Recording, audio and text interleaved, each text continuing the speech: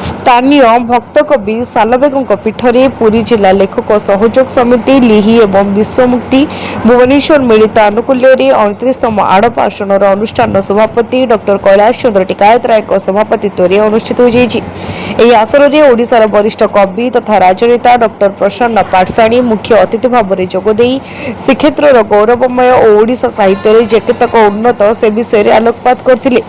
मुख्य वक्ता विश्वमुक्ति पत्रिकार संपादक तथा शिक्षाविद डॉक्टर शशांक चूड़ामणि विशिष्ट अतिथि भाव में कवि रक्षक नायक जोगदेइथिबा बेले प्रियपत्रर संपादक विपिन बिहारी दलाई सम्मानित अतिथि भाव जोगदेइथिले।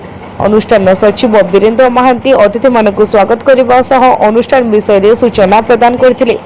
एही अवसर में विश्वमुक्तिर रथयात्रार संख्या उन्मोचित होइतिला। शेष में डॉक्टर हेमंत कुमार छोटराय धन्यवाद अर्पण करथिले।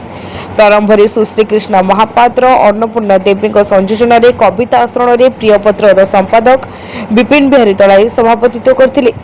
एही आसन में चिन्मयी गजेन्द्र जोगेश्वर प्रहराज राधाकृष्ण प्रधानी लक्ष्मीप्रिया दास सत्यनारायण मिश्र विभुदत्त मिश्र मनोरमा पात्र सुरेश कुमार पट्टनायक पूर्णमासी देवी विजयलक्ष्मी चौधरी अशोक कुमार मिश्र मीरा महांती प्रतिभा दास प्रभासिनी मिश्र सन्यासी नायक निर्मल मिश्र मिनती मिश्र रंजित नायक अन्नपूर्णा देवी जोगेश्वर नायक सत्यभामा नायक प्रकाश मंगराज एवं लक्ष्मीकांत त्रिपाठी प्रमुख स्वरचित कविता पाठ करथिले।